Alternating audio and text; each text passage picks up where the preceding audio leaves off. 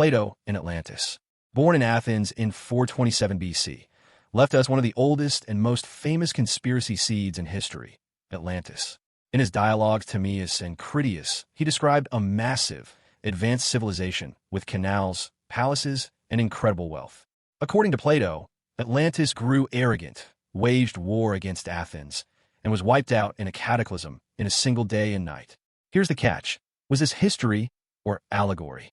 Most scholars think Plato invented Atlantis as a moral lesson about hubris and decline.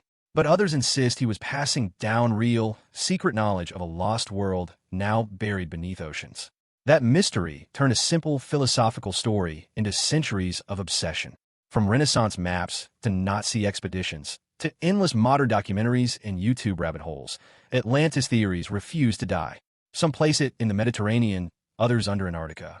What started as Plato's teaching tale became one of humanity's favorite global conspiracies, that advanced civilizations once existed, then vanished, maybe taking their secrets with them. Plato never could have imagined it, but his warning tale about arrogance has been reborn as one of the most powerful mysteries ever written down. Pythagoras and the Secret Brotherhood, born around 570 BC in Samos, is famous today for the Pythagorean theorem, but in his own time, he was less a math teacher and more the leader of a mysterious cult. He and his followers called themselves the Pythagorean Brotherhood. They lived under strict, almost conspiratorial rules, secrecy about teachings, vegetarian diets, silence rituals, even treating certain numbers as sacred. For Pythagoras, numbers weren't just tools. They were the very structure of reality. Odd, even perfect numbers all carried cosmic meaning. His group believed harmony, music, and even the planets were governed by hidden mathematical ratios. Outsiders saw them as powerful, strange, even dangerous. Over time, stories spread that this brotherhood was a secret society with occult knowledge, guarding truths about the universe ordinary people weren't ready to hear.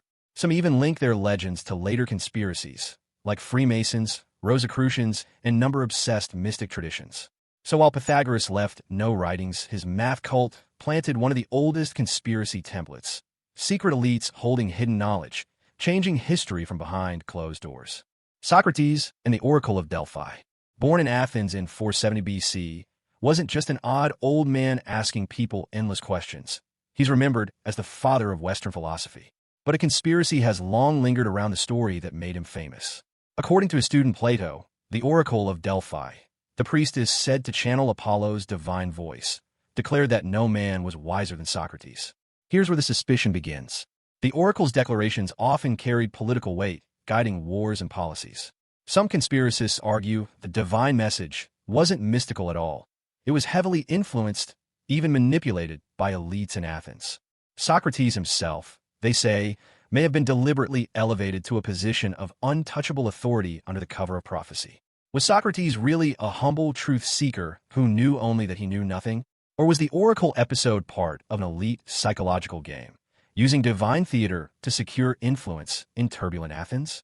The conspiracy doesn't change his impact. His questions still shape democracy, ethics, and logic forever. But it adds a twist. What if Western philosophy began not just with reason, but also with a well-staged performance of power? Aristotle and Alexander's death.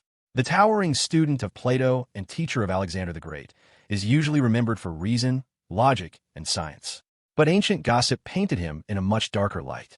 When Alexander suddenly died in Babylon in 323 BC, only 32 years old, rumors exploded that he'd been poisoned. And at the center of some whispers?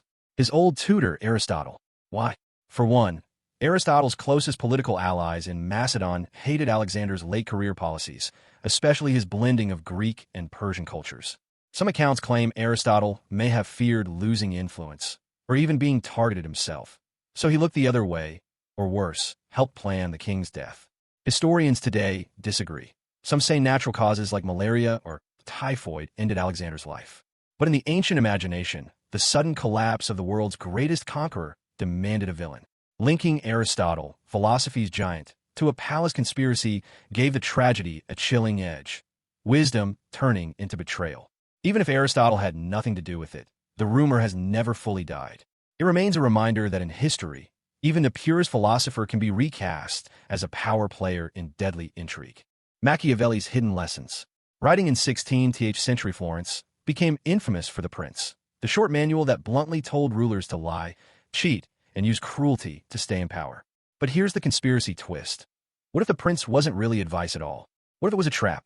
Some scholars and conspiracy theorists argue Machiavelli, who personally lived through tyranny and exile, wrote the book as coded satire.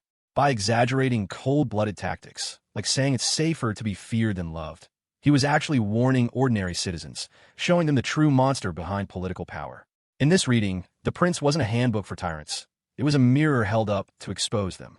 This hidden lesson, theory endures because the book is so slippery.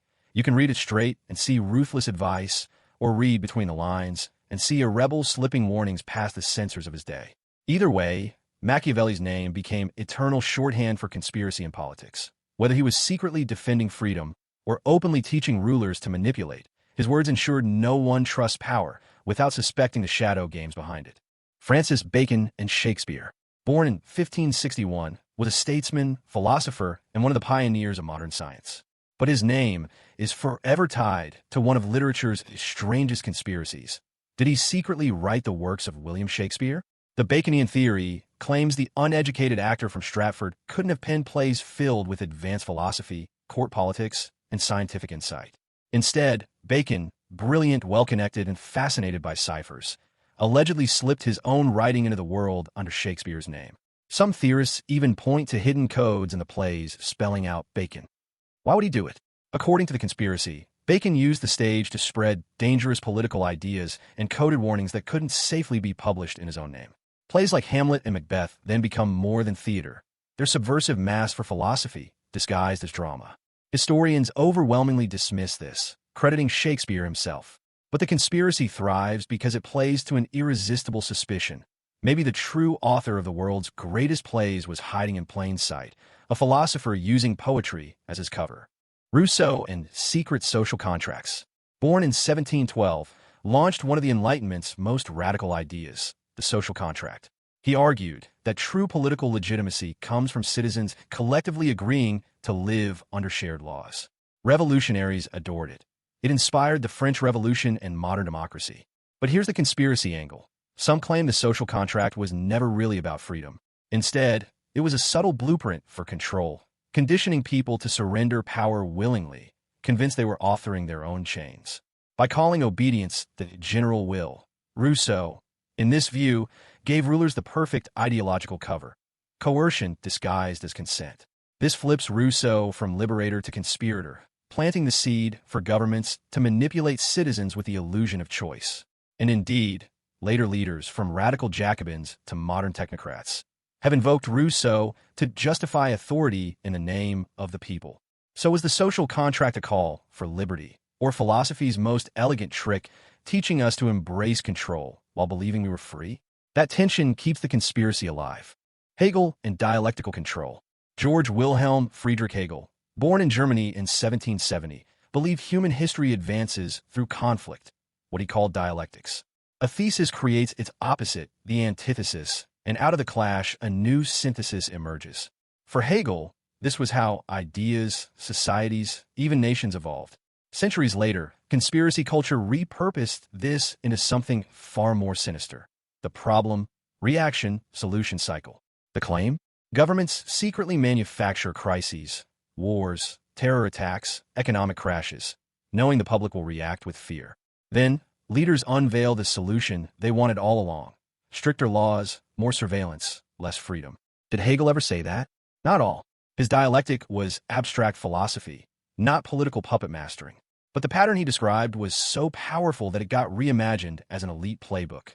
That's why today, every time people say a crisis is staged to justify control, from 9/11 theories to financial collapses, you can trace that suspicion back to Hegel's dialectics, misapplied into conspiracy thinking he never intended. Karl Marx and the World Revolution plot, born in 1818 in Germany, spent his life analyzing capitalism, digging into how the ruling class, the bourgeoisie, exploited workers, the proletariat. His call was global: workers of the world, unite. For Marx, capitalism was a worldwide system, so overthrowing it had to be worldwide too. Here's where conspiracy takes root. Critics of Marx recast his vision not as abstract theory, but as a hidden master plan, a blueprint for coordinated revolutions designed to topple nations from within. From a 19th century fears of secret socialist networks to Cold War paranoia about the Communist International, Marx was painted as the intellectual architect of an underground plot for world domination. Did Marx form a global conspiracy? No. He was more a critic and theorist than an organizer. But the scale of his vision made it easy to twist his writings into evidence of a revolutionary scheme. Even today, terms like cultural Marxism recycle the old storyline that Marx unveiled not just a theory of economy, but a coded manual for infiltration, upheaval, and takeover. That's why his name still lives not just in political science, but in conspiracies of world revolution. Nietzsche and Nazi mysticism. Born in 1844, was a fiery German philosopher who declared God is dead and celebrated life as a constant struggle of strength and creativity. His writings on the will to power and the Übermensch, or Overman, challenged traditional morality and urged individuals to rise above conformity. But after Nietzsche's mental collapse, his sister Elizabeth, an open nationalist and anti-Semite, took control of his papers. She rewrote, edited, and arranged his words to fit her politics, turning Nietzsche into what he never was, a prophet of Aryan supremacy. That distortion became propaganda fuel for Nazi Germany. Conspiracies soon spun wider, whispering about secret Aryan cults and hidden orders using Nietzsche as their philosopher king, justifying violence, racial purity, and world domination. In reality, Nietzsche despised mass politics, nationalism, and anti-Semitism. He would have hated the Nazi hijacking of his thought. But once his work was stitched into Nazi mysticism, the conspiracy stuck. To this day, Nietzsche's name surfaces in discussions of occult fascist groups and underground supremacist ideologies. His call for personal strength forever shadowed by an afterlife he never wrote, but conspiracies eagerly built on his name. Heidegger in Nazi philosophy. Born in 1889, is often hailed as one of the greatest thinkers of the 20th century. His book Being and Time revolutionized philosophy, asking what it really means to be. But in 1933, Heidegger shocked colleagues by joining the Nazi Party, giving speeches glorifying struggle, destiny, and Adolf Hitler himself. Here's where conspiracy kicks in. Some argue Heidegger's dense, almost labyrinthine philosophy wasn't innocent, but coded ideological propaganda. His language about authenticity, the Vogue, and heroic struggle is seen by critics as philosophical cover for Nazism, that history's violence was not just accidental, but necessary destiny. Others think the conspiracy lies in how post-war academics sanitize him, cleaning his legacy to hide that one of the century's most revered philosophers may have willingly weaponized philosophy as Nazi ideology. Fact or exaggeration, Heidegger's Nazi ties blur the line between pure thought and propaganda, and they leave behind a question that fuels endless suspicion. Can philosophy itself be a conspiracy when ideas turn into ideological weapons? Leo Strauss and the Straussian Cabal. Born in Germany in 1899, fled Hitler and eventually taught political philosophy in America. His focus was on the classics, natural law, and the limits of liberalism. But his teaching style, emphasizing hidden meanings in texts, sparked one of modern political philosophy's strangest conspiracies. Conspiracy claims say Strauss trained a secretive inner circle of students who went on to influence U.S. foreign policy, especially during the Cold War and later the Iraq War. This so-called Straussian cabal was accused of spreading ideas about noble lies, ruthless realpolitik, and the inevitability of war, all while quietly steering government from behind the scenes. To admirers, Strauss was simply a teacher of Plato and Aristotle. To critics, he was the philosopher behind shadowy policy networks, proof that ancient philosophy could guide modern empire. True or not, Strauss's name endures in whispers of hidden elites pulling the strings, making him modern philosophy's own entry into the conspiracy of secret ruling circles. Jacques Derrida and deconstruction as subversion. Born in 1930 in Algeria, became the father of deconstruction, a method of reading that reveals hidden assumptions and contradictions in texts. For Derrida, meaning was never fixed, it was always slipping, unstable, undecidable. Critics saw this as academic creativity, but in some conservative circles, it became painted as a conspiracy. Deconstruction wasn't just literary theory, it was an intentional project to erode Western tradition from the inside. By endlessly undermining concepts like truth, identity, or authority, Derrida was accused of fueling cultural relativism, moral collapse, and even political subversion. Was Derrida plotting to unravel Western civilization? Almost certainly not. He was probing how language works. But the suspicion that postmodern philosophy is really philosophical sabotage keeps conspiratorial readings alive.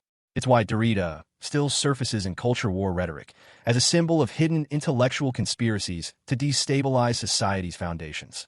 Michel Foucault and panopticon surveillance. Born in 1926, change how we see power.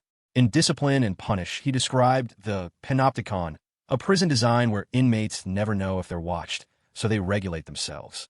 For Foucault, this was the perfect metaphor for modern power. Invisible, constant, and internalized. Conspiracy culture leapt on this. The fear is that governments and corporations adopted the panopticon as a literal blueprint. Not just prisons, but surveillance states, CCTV, data tracking, smartphones. If you never know when you're being watched, you act as if you always are. Foucault wasn't advocating it. He was warning us, but his idea became conspiracy cannon fodder.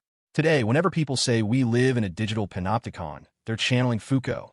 His analysis blurred into paranoia. Maybe institutions didn't just evolve naturally. Maybe they're deliberately building a world of permanent, total visibility. Slavoj Žižek and pop conspiracy culture. Born in 1949 in Slovenia, is the rock star of modern philosophy, quirky, intense, and always weaving politics with pop culture. Unlike others, he doesn't ignore conspiracy theories. He dives into them. He's analyzed 9/11 narratives, capitalist ideology, even Hollywood films, to argue that the real conspiracy is bigger. It's the system itself. Žižek's point is unsettling. What if conspiracies hide the truth by focusing our suspicion on shadowy elites, when in fact the whole visible system, capitalism, media, consumer culture, is already scripting reality in plain sight? This makes Žižek unique. He both plays with conspiracy narratives and flips them upside down. To fans, he's exposing how power manufactures consent. To critics, he fuels paranoia with theory dressed in pop commentary. Either way, Žižek keeps conspiracies alive by treating them not as fringe nonsense, but as windows into how ideology really works.